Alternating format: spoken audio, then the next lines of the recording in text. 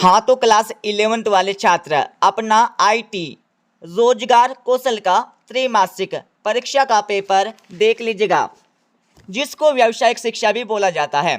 तो इस पेपर का पूर्णांक होने वाला 100 अंकों का, और इस पेपर में टोटल 20 प्रश्न पूछे जाने वाले हैं, और इस पेपर का समय होने वाला 2.5 घंटे का। ठीक है, तो सबसे पहले आप सभी को यहाँ पर कुछ निर्देश दिए गए हैं, इनको पढ़ लीजिएगा। इनको पढ़ने के बाद इस पेपर का हमारा पहला प्रश्न दिया, जिसमें रिक्त स्थानों की पूर्ति करके लिखना है, जो आपकी परीक्षा में आने वाले 5 नंबर के।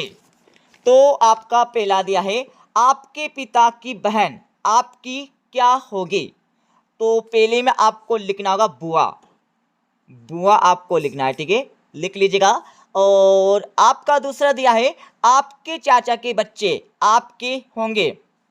तो दूसरे में आपको लिखना होगा चचेरा भाई, चचेरा क्या लिखना है, चचेरा भाई आपको लिखना है, लिख लीजिएगा।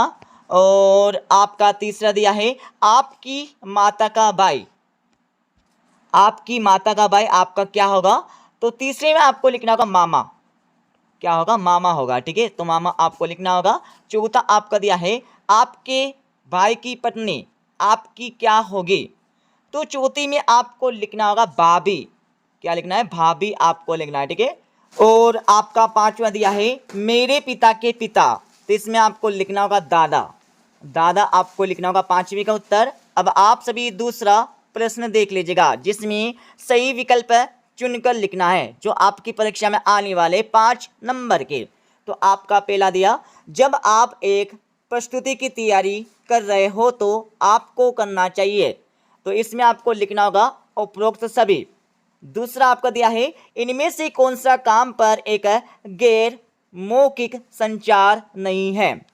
तो दूसरे में आपको लिखना होगा पहले वाला, एक सहकर्मी के कंधे पर हाथ रखना। तीसरा आपका दिया है, एक खड़ी शरीर मुद्रा व्यक्त करना देखना क्या दर्शाता है। तो तीसरे में आपको लिखना होगा आत्मविश्वास।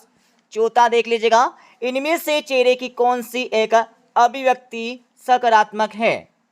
तो चौथे में आप सभी को लिखना होगा, लिख लीजिएगा। चौथे में आपको यहाँ पर लिखना होगा दूसरे वाला, सुनते समय सिर हिला देना। और आपका पांचवा दिया है, इनमें से कौन से विस्तृत उत्तर वाले प्रश्न हैं। तो इसमें आपको लिखना होगा पहले वाला, आप कहाँ रहते हो। इसके साथ ही यहाँ पर देख लीजिएगा तीसरा प्रश्न, जिसमें सही जोड़ी का मिलान करके लिखना होगा। तो सही जोड़ी का मिलान कर लीजिएगा, खुद से प्रेरणा लेना। तो इसमें आपको लिखना होगा स्वप्रेरणा। और आपका दूसरा दिया है संचार शब्द लैटिन भाषा। तो इसमें आपको लिखना होगा लास्ट वाला।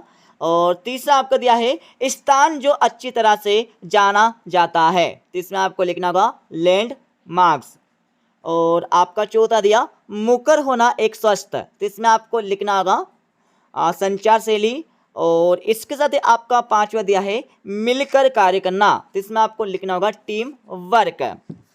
अब आप सभी चौथा प्रश्न देख लीजिएगा, जिसमें सत्य अथवा असत्य बता के लिखना है, जो आपकी परीक्षा में आने वाले 5 नंबर के।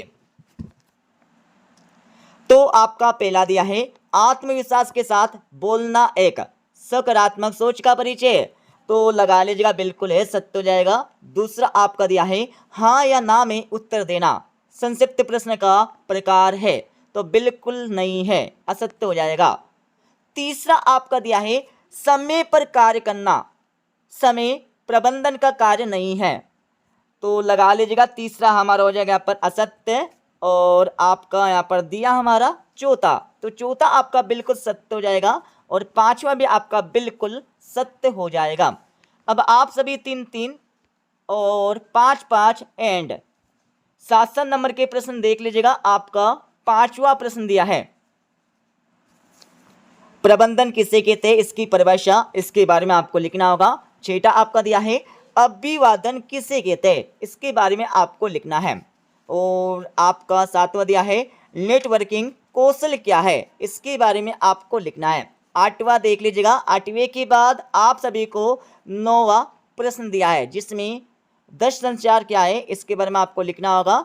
और 10वां आपका दिया है संचार की शैलियाँ कौन कौन सी है, इनके बारे में आपको लिखना है। 11वां देख लीजिएगा, अपनी नियमित गतिविधियों और कार्यों का वर्णन करके आपको लिखना होगा।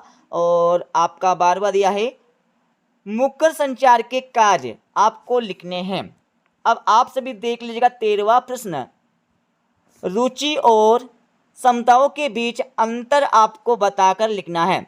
और आपका 14वां प्रश्न यहाँ पर दिया, 14 के बाद आप सभी को 15वां प्रश्न यहाँ पर दिया जिसमें पूछा है प्रभावी संचार क्या है, 7C को समझाकर आपको लिखना होगा। और 16वां आपका दिया है टीम वर्क के कार्यों का विवरण आपको देना है। और 17वां प्रश्न आपको दिया, 17वें के बाद आप सभी को 18वां, 19वां और 20वां प्रश्न यहाँ पर दिया है जिसमें पूछा है संचार के स्वरूपों को प्रभावित करने वाले कारक कौन कौन से हैं, इनके बारे में आपको लिखना है। तो दोस्तों आप सभी को क्वेश्चन नंबर 5 से लेकर 20 तक के आंसर अपनी NCERT बुक से देखकर लगा लेना है, पढ़ लेना है, ठीक है। तो इस प्रकार से ये हमारा IT और जिसको रोजगार कौशल या फिर कह सकते हैं यहाँ पर व्यावसायिक शिक्षा कहा जाता है, तो इसका पेपर कंप्लीट हो जाएगा। तो पढ़ लीजिएगा क्योंकि ये हमारा बिल्कुल रियल वाला पेपर है, ठीक है। तो मिलते हैं अगले वीडियो में।